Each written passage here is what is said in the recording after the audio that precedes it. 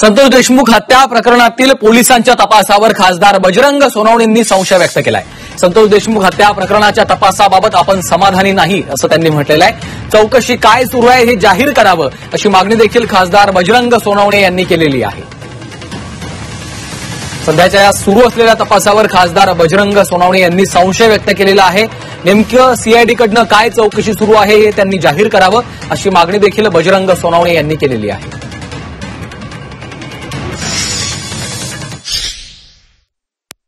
की जे खंडनित जे गुन्हेगार आहेत, जे आरोपी केलेले आहेत, त्यांना या मर्डरच्या केसमध्ये आरोपी केलं पाहिजे।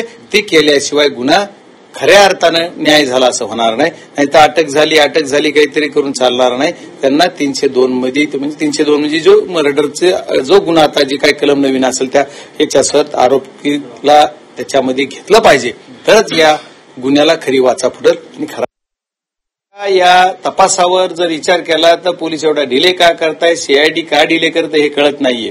आणि त्यांनी खऱ्या अर्थानं माझं मत आहे जी घटना घडली की 24 तासाच्या आत त्यांनी एक्सपोज केली पाहिजे, पण आता कमीत कमी पण सीआयडी काही दिवस बरंच दाबून ठेवलं जात आहे।